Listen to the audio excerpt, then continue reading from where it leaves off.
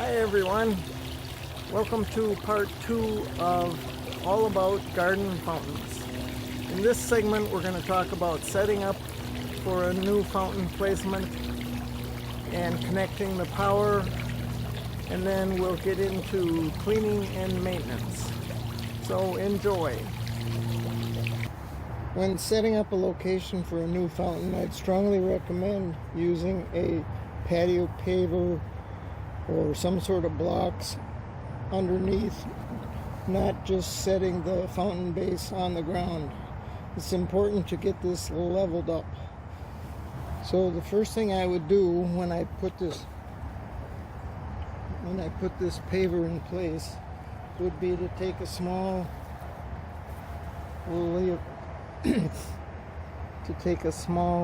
level like this one and check the level in both directions, this way and that way. And if it's not level, use some dirt or sand or some sticks or something to get it leveled up and make sure that it's nice and solid. You don't want it to be able to wobble at all. You want it to be firm.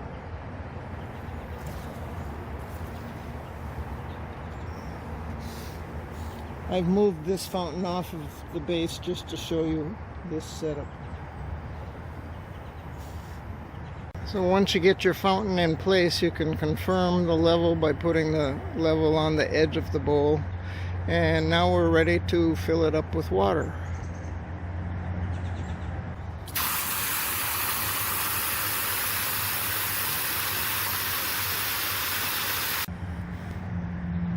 Once you've got your fountain filled up with water, it's time to connect the power.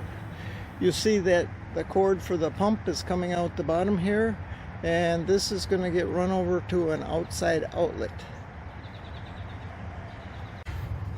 The best, safest way to hook up power to the fountain is with an outside outlet.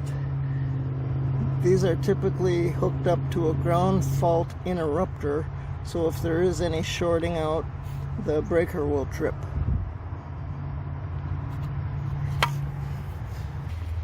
I have all of my outside fountains on timers.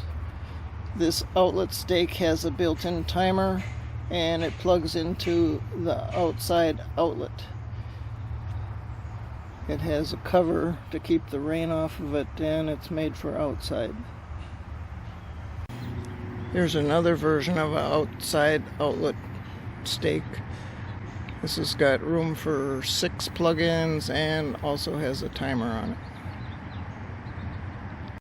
So most of the time your power cord from your pump is not going to reach directly to your outlet stake. So if you're using an extension cord, here's something that will keep it from shorting out. This is a cord connection connector made for outside. You put the extension cord in one side and the fountain pump cord in the other side and close it up, and it seals the water out.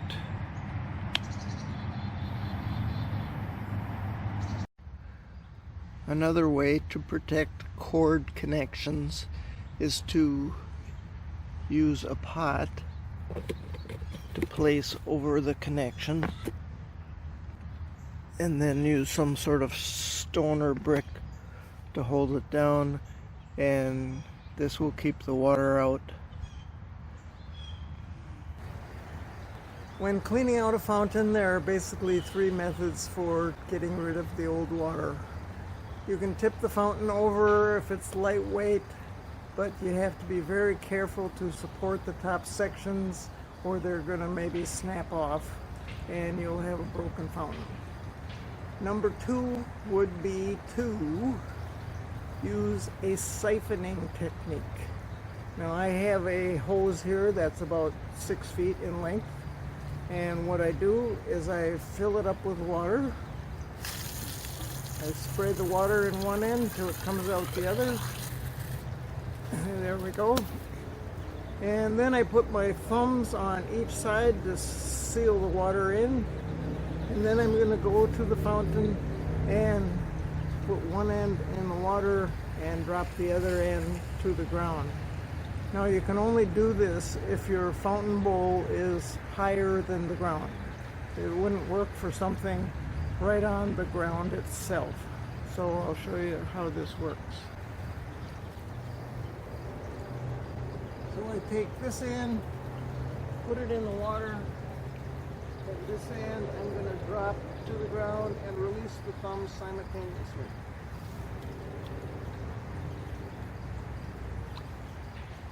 There I've got a nice stream of water emptying out of the fountain bowl. And the third method for cleaning out the water is just to spray it out with the hose, but you have to have a low sloping bowl to be able to do that, and I'll show you that on another fountain that we clean out. This is one of our newer fountains that we got just this year, and it's a light white color, so dirt and grime show up a lot easier. So I'm going to spend a little more time cleaning this one out. On this one, the bowl is shallow enough that I can spray out the old water fairly easily.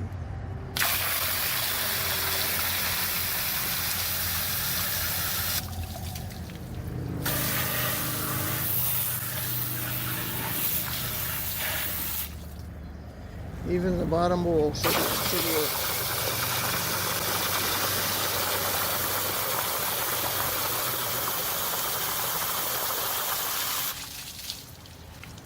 Great way to water these arborvitaes on each side.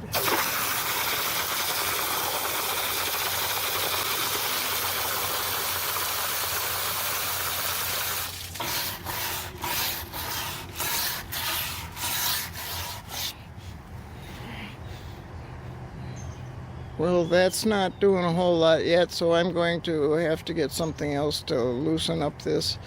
A lot of the algae is probably already embedded in the white plastic, so we'll see what we can do with this. Before I resort to any harsh cleaning products, I'm going to try my favorite fountain cleaning product, hydrogen peroxide. The nice thing about that is it is non-toxic.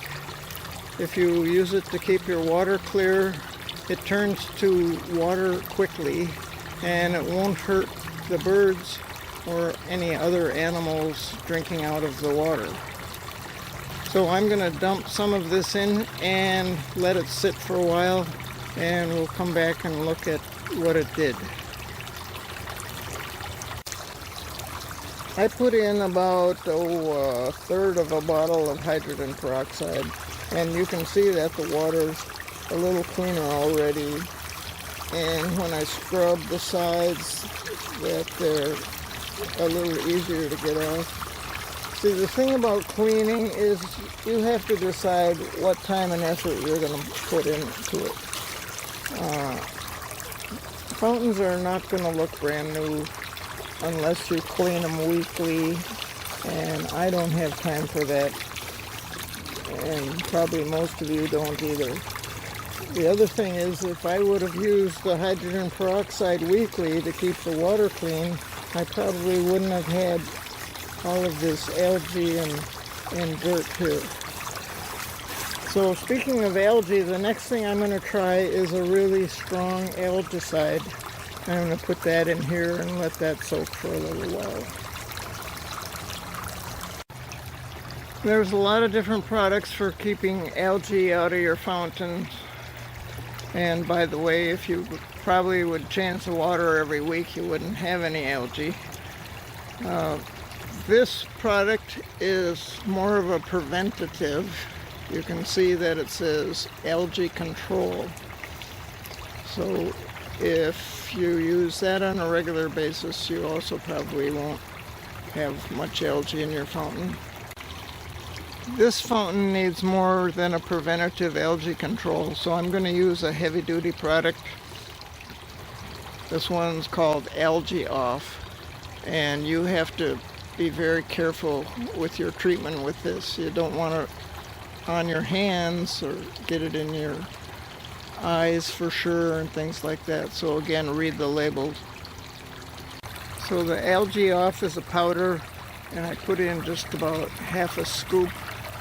It's very little, very potent stuff, and it's sitting right there in that bowl, and we'll come back later after it's mixed in with the water and we'll see what happens. The Algaecide helped a lot clean out the green. It's not quite as clean as I'd like it. This one I'm going to try to keep even cleaner than this. So maybe this fall when I put it away, I'll try a stronger cleaning product before it gets into storage.